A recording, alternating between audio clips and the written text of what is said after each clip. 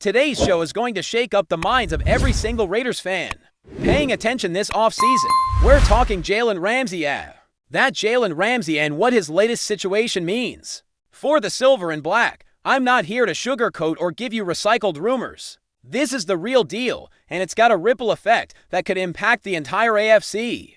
And more specifically, our Las Vegas Raiders. So, here's the scoop. Jalen Ramsey, the lockdown corner who's made headlines more times than I can count, wants out of Miami. That's not breaking news at this point. The kicker. He reportedly wants to return to the West Coast. Now if you're sitting there thinking, wait, the Raiders are on the West Coast, congratulations, you're not the only one. The moment that report dropped, my phone was blowing up with questions from Raider Nation. Could we get Ramsey? Would the Raiders actually pull the trigger? I mean, we've seen this movie before, every offseason, without fail. Ramsey's name gets thrown into the mix with Las Vegas every single time. And look, it's not like there's no basis for the speculation. The Dolphins are actively shopping him, and word on the street is that a trade could happen before training camp even kicks off. This isn't some vague, back-channel whisper. This is coming from some pretty plugged-in folks, so it's fair game to ask the question, should the Raiders make a move? But here's where I'm gonna be real with you, and some of you probably aren't gonna like this. My gut feeling, this thing's not happening. If I had to put it on the old rumor meter, it's sitting at 0, zip, nada, no just win babies. On this one, folks, I think it's all smoke, no fire, and I'll tell you why. For starters, let's talk priorities. The Raiders do need help in the secondary, I won't deny that. But the current regime, from what I'm seeing, is putting faith in younger guys like Jacorian Bennett and Eric Stokes. Not to mention they drafted Darian Porter in the 3rd round. So it's not like they're ignoring the position. They're just not swinging big on a 30-year-old veteran with a hefty price tag. We're talking over $21 million for this season alone, and no guaranteed money after 20-20-5. That's a massive financial commitment for a guy whose best years might already be behind him. And look, I'm not saying Ramsey's washed. Far from it. He can still ball. I've got him as a top 15 corner in the league, no question. But has he lost a step? Absolutely. You can see it on tape.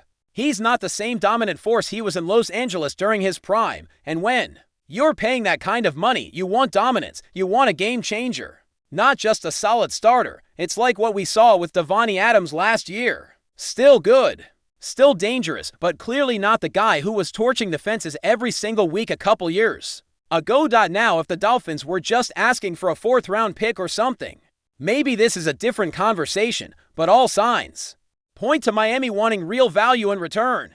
And I just don't see the Raiders giving up future draft capital for a player they're not 100% sold on. This front office, like it or not, is playing the long game. They're thinking about 20-20-6, 2027.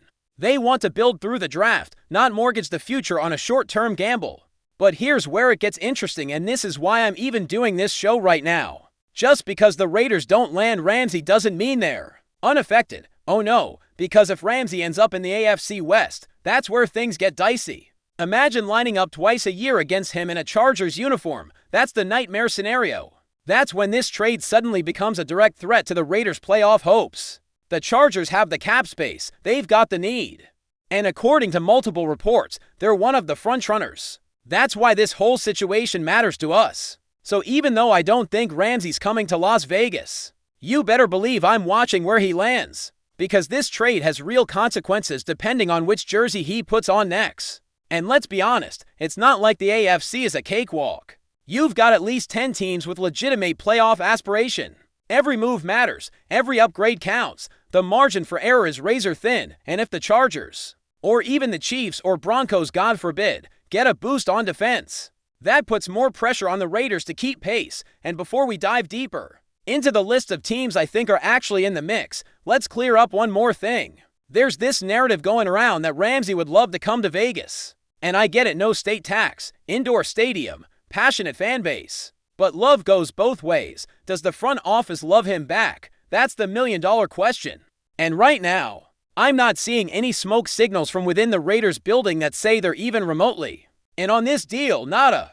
Whisper. It's not that Ramsey wouldn't fit. In fact, stylistically, he'd slide right into Patrick Graham's scheme. But again, it's the money, it's the commitment. It's the belief that they're already developing guys in-house who can become impact players for a fraction of the cost. The Raiders aren't in win now or bust mode the way the Rams or the 49ers are. They're building something, at least, that's what they keep telling us. So throwing all that out the window for one high-priced vet doesn't add up, still. Even if Ramsey never wears silver and black, his next move is going to send shockwaves through the league. So what are the possible landing spots? Well, I've got 5 teams in mind, and trust me, some of them are going to raise a few eyebrows. Let's start with a team that's been lurking quietly, but could very well pounce if the opportunity is right. The San Francisco 49ers.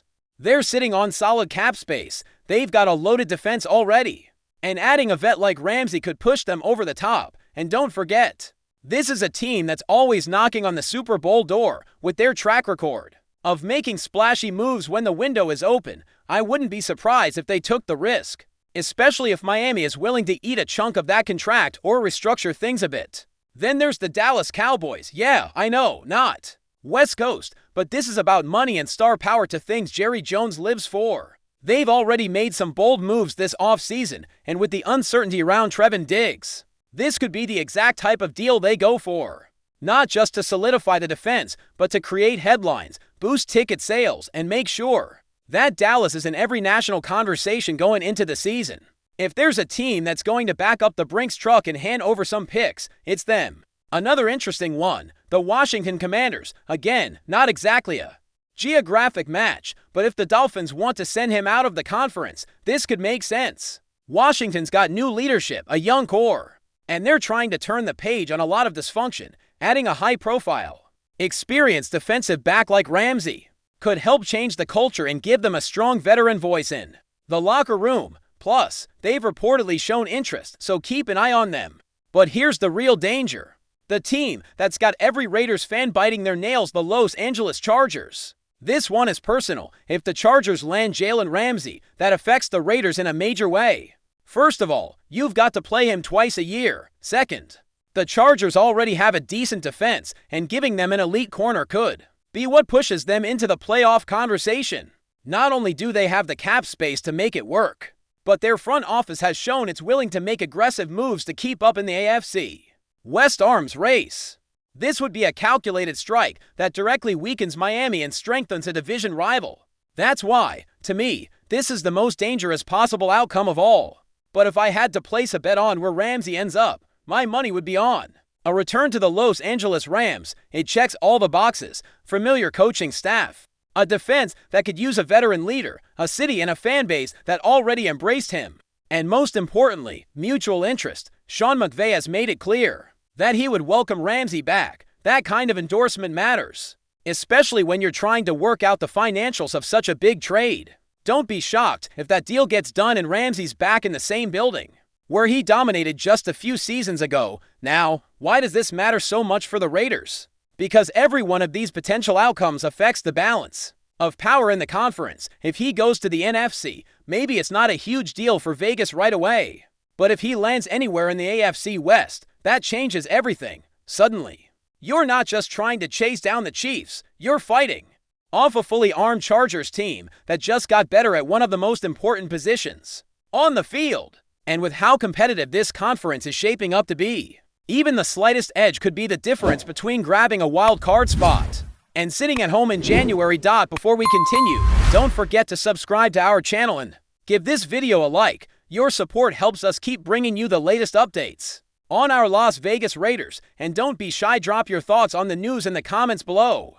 In what could shake up the wide receiver market yet again, whispers around the league suggest that star wideout Davante Adams may be second-guessing his decision to part ways with the Las Vegas Raiders, though no official statement has been released. Insiders claim the former All-Pro has confided in close circles about his growing sense of regret, reportedly sparked by the stark contrast between his current situation and what he left behind in Vegas. Adams, who made headlines with his departure amid quarterback uncertainties and a shifting front office, was originally seen as a player looking for stability and a better shot at a championship run. But as the dust settles on his new chapter, sources close to the situation indicate that he may not have found what he was looking for. Instead, he's said to be reflecting on the bond he had with the Raiders fan base, his chemistry with former teammates, and even the offensive scheme that once allowed him to thrive as one of the league's most dominant receivers. This rumored regret comes at an interesting time in the offseason, as teams prepare for training camp and front offices evaluate potential moves. While it's far too early to speculate on a possible reunion, murmurs suggest that the Raiders would at least be intrigued by the idea, especially given their need for veteran leadership and big play capability, and no return may be complicated by cap space, trade mechanics, or team dynamics. The NFL has shown time and again that where there's mutual interest, surprises can happen. Nothing has been confirmed, and Adams remains committed, at least publicly, to his current team. However, the league grapevine has grown louder, and where there's smoke, there's often fire. As fans wait for clarity, this storyline could become one of the most intriguing subplots of the coming season, whether it's just nostalgia or something deeper. Only time will tell if Adams truly left his heart in Vegas. That's it for this update. If you enjoyed the video and want to stay updated with exclusive news about our Las Vegas Raiders, be sure to subscribe to our channel and hit that like button. We can't wait to hear your thoughts in the comments. See you in the next video.